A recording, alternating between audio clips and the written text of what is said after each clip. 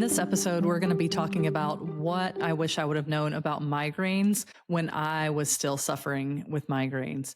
So, the first thing is, what does Chinese medicine tell us about what the cause of migraines is? From a Chinese medicine physiological perspective, we're looking at a really deep level of depletion when someone has the symptoms of migraines. Now, migraines is a really big and vague term because most people immediately associate migraine with really intense, extreme pain in the head. But we also know that there are different types of migraines, some of which don't have pain at all, but have a lot of symptoms that in Chinese medicine we would call wind. So this is dizziness, visual disturbances, feeling like you're spinning, like the vertigo type stuff, as opposed to visual dizziness where you can't really focus your vision very well. There's also nausea that some people experience, other GI distress. There's weakness in your legs. There is a wide variety of how people experience migraines. Some people get them on a daily basis, and then some people get them periodically. Some people get them that coincide with their menstrual cycles. So the way that migraines show up are really varied from person to person. But regardless, all of those symptoms are signs of extreme depletion in Chinese medicine. So I want to get into talking about what that actually means. And then also an even deeper layer that's at work and really needs to be adjusted. And then the last thing that I want to talk about is pharmaceutical solutions for migraine, as well as the use of cannabis. So to get into the details of what's happening physiologically from a Chinese medicine perspective, when we have migraines, that tells us that we have no longer really solid yin. And more specifically, from a classical Chinese medicine perspective, which is what I practice, the complement channels tell us that when we are having those types of symptoms that are very windy, we no longer have enough medium to root yang energy. So the very simple explanation of a migraine is that it is unrestrained yang energy. Now, in the last episode, I was talking about yin and yang being very basic concepts of Chinese medicine. Yin could be considered the parasympathetic nervous system, and yang could be considered the sympathetic nervous system. We need both of them to function well. But when the sympathetic nervous system is on overdrive all the time, that means that the parasympathetic nervous system can't do its thing. It's been overpowered. So we're just go, go, go all the time.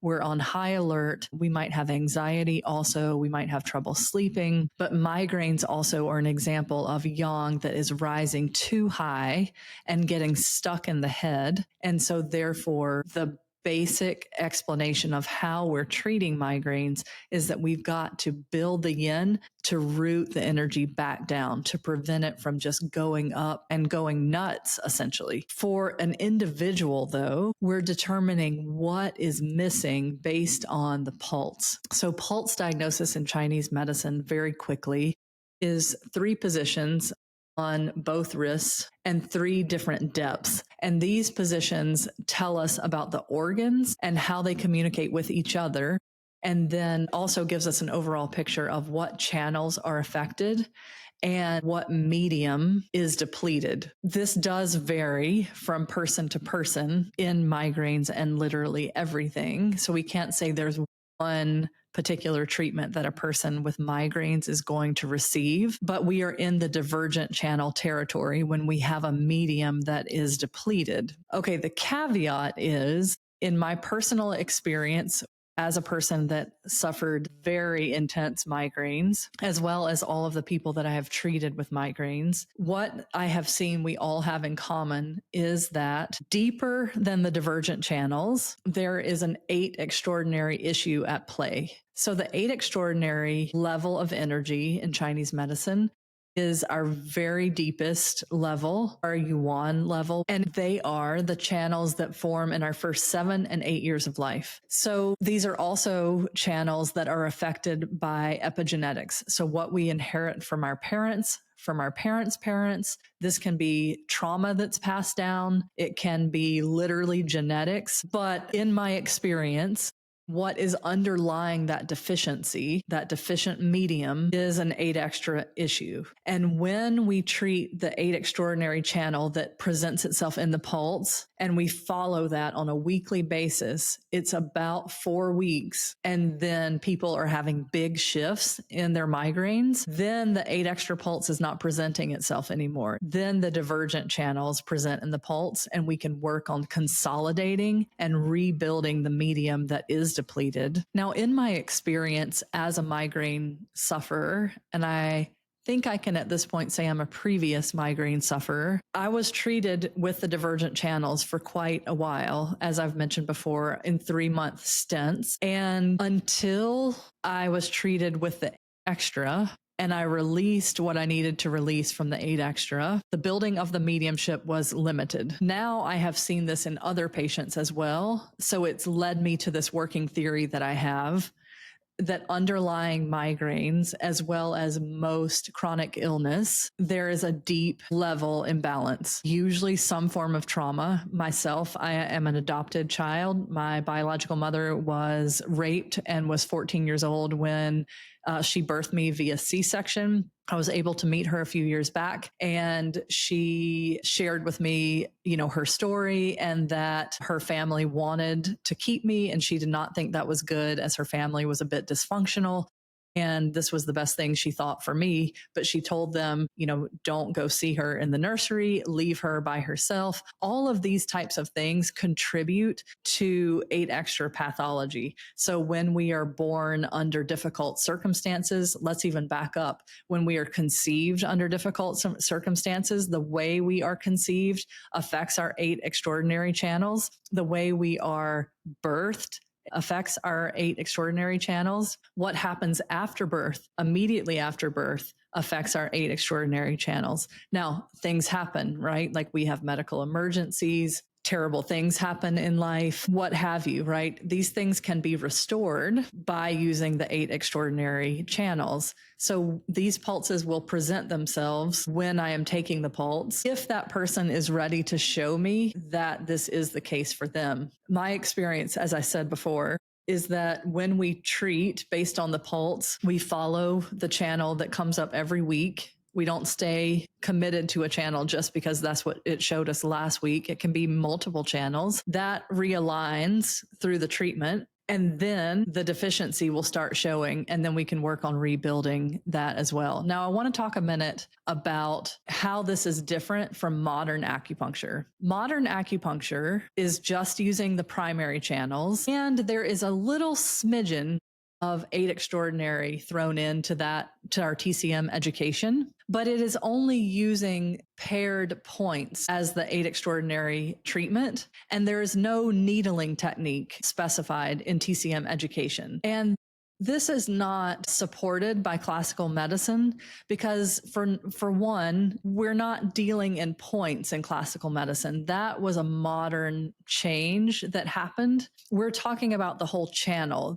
There's a resonance with a channel, which is also why we can offer remote treatments, because when we activate the channel in ourselves, we can energetically send it to other people.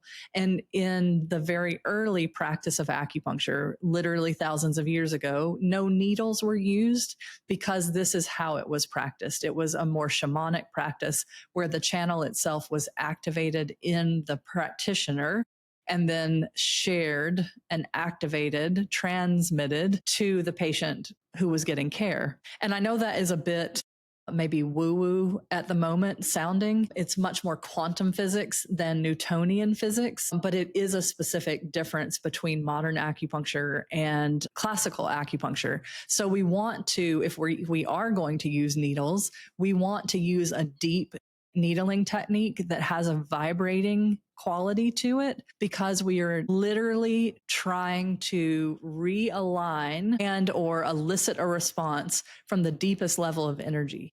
So you want to think about this deep layer of energy being like the depths of the ocean.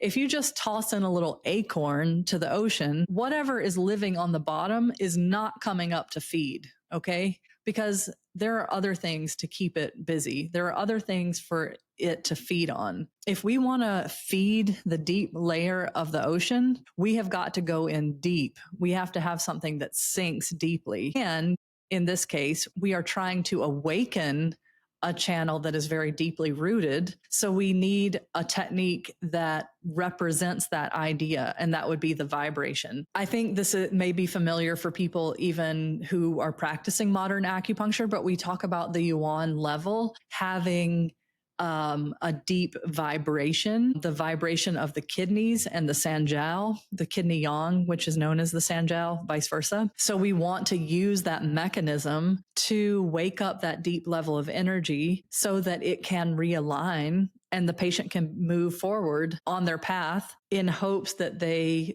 can free themselves from these debilitating symptoms. If you're a patient with migraines and you're going to a modern acupuncturist, you're often, most commonly, getting your gallbladder channel treated. The reason that this is not helping you get better is because the problem is not in the gallbladder. The problem is 2 steps backwards. And this is the beauty and the strength of classical Chinese medicine as opposed to modern acupuncture. Modern acupuncture looks at symptoms and where the symptom is physically located. It does not go deeper under the hood to find out why the symptom is showing up there.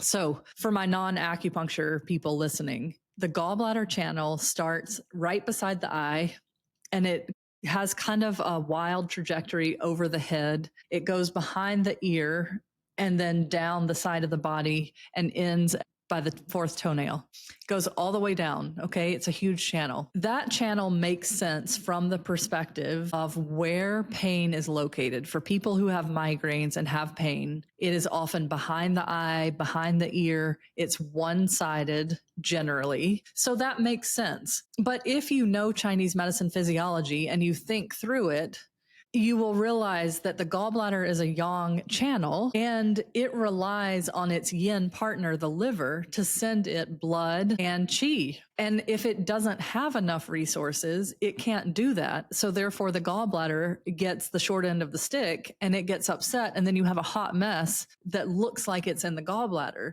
But the real reason for it is because the liver doesn't have the resources it needs. So then you have to think a step back in Chinese medicine physiology and think, who helps make blood? The spleen, the digestive organ, helps make blood along with the heart and the liver. The spleen then sends to the liver. So it is not even the liver that needs treating, it's the spleen that needs supporting in order for it to support the liver, in order for the liver to support the gallbladder. I hope you're tracking here, because if you're a migraine sufferer and you've gotten acupuncture and you're not seeing your symptoms change, your patterns change, if it's not decreasing, you need to dig into what kind of treatments are you receiving, because a primary channel treatment, in my opinion, is never going to solve migraines, because migraines are a complex situation that is a result of deep depletion, and primary channels do not restore deep depletion. Primary channels are busy doing their job of the 24/7 operation of the body. Okay. So the problem is showing up in the gallbladder channel. When we put needles in the gallbladder primary channel, which is what modern acupuncture is using, the primary channels, we are telling it, no, it's okay that you don't have enough resources. Just go ahead and move it, move the gallbladder. Some TCM practitioners prescribe formulas to do the same thing. Just move the energy in the gallbladder channel. Wen Dong Tong for my acupuncture people. Let's just move that energy, move that damp. Why do we not have enough energy? We need to ask that question. Why do we have damp in that channel? Because we don't have enough yin substance. So when we are practicing like this, we are no different than conventional medicine, which our profession prides itself on being different from. We all like to say that we're root cause medicine, but it's not root cause medicine if you're not actually finding the root cause. And back to what I explained previously about the 8 extraordinary channels, there are 8 extraordinary channels, many of them, and I would argue probably most of them, affect the spleen's function. So it is very possible that the reason that you have migraines is a result of a deficient spleen, a spleen that's not functioning properly, which is a result of the 8 extraordinary channel that was affected during your conception or during your early years of life. So when we don't treat the deepest layer first, we cannot expect to move forward getting results, because we have to fix the foundation before we fix the roof. Okay. The other analogy that I like to use is that if you knew you couldn't make your mortgage or your rent next month, would you be going out spending a bunch of money, donating it to a charity, whatever? Of course you wouldn't, because that's dumb. You're going to get evicted if you can't pay your rent or your mortgage. So you need to be conserving your energy. But when we treat the gallbladder primary channel, we are telling the gallbladder to spend all of its money despite it already not having enough. That makes zero sense. Even if the patient feels better today, that is not a success, because you have further depleted the already deficient patient. And this is a hill that I will die on. This is my soapbox when it comes to Chinese medicine.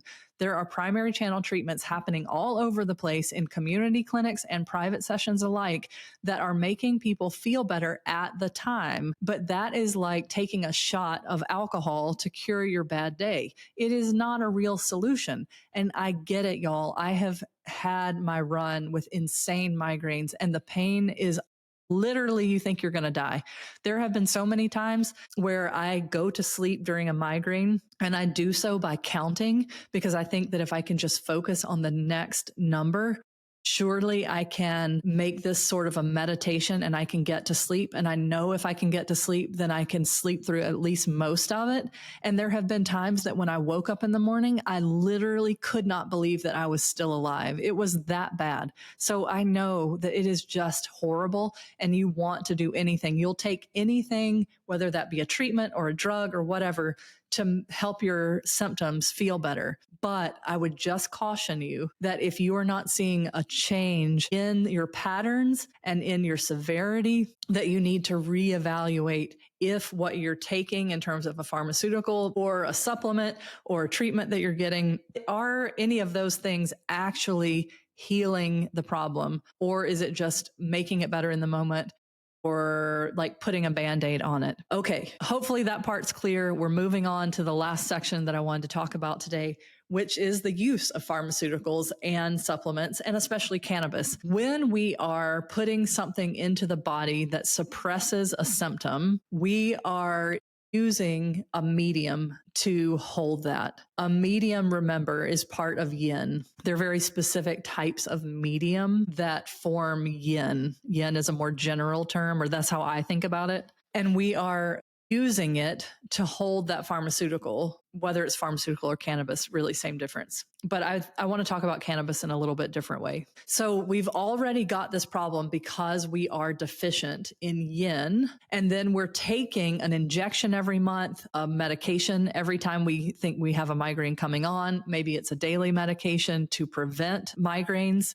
That is taking up residence in our body. It's being used, or we're using yin to hold that. So that's making it weaker and weaker and weaker. And there are very few people, I feel like in my experience, there are very few people who are getting really good results with that type of medication. And the ones who are really concern me, because that depletion of yin leads to more serious disease down the road when you have depleted your yin. Like I mentioned earlier, decline in yin, severe depletion in yin, will allow for yang to go nuts, and that can result in a stroke. When we see a very extreme depletion in yin and in media, this leads to what we call in Chinese medicine heat toxin. The translation to modern medicine is cancer. So literally, your yin being depleted over the years and over time lends itself to cancer from a Chinese medicine perspective. Now, Chinese medicine practitioners are not licensed to treat cancer,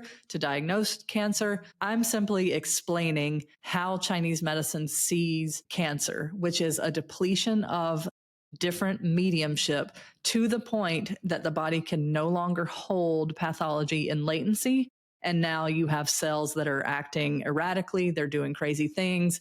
that is what Chinese medicine sees as heat toxin. So the less that we can put in our bodies to monopolize yin, the healthier we will be, because good health is equal to good, strong yin. Okay, so what does cannabis do? Because this is really popular too. I myself have used cannabis for migraines, and I thought that it was helpful and it was helping me. And instead, in hindsight, I realized that it was actually making things worse along the same lines. It was depleting my yin by mobilizing the yin, and essentially the psychoactive part of it is a yang response. And remember, when we get a yang response, we're going to get heat and dryness, and then that's going to elicit a damp response. So then we've got a hot mess of a situation that is just not good for anyone. And what I'm trying to say ultimately is, if your treatment, whether it's acupuncture, whether it's chiropractic, whether it's pharmaceutical, whether it's supplements, whether it is a plant medicine, if you are not seeing a change in your symptoms, if you're not experiencing decrease in the severity or the frequency, you may want to reevaluate whether this is actually a treatment that is helping you heal the condition, or whether it's just managing it in the moment.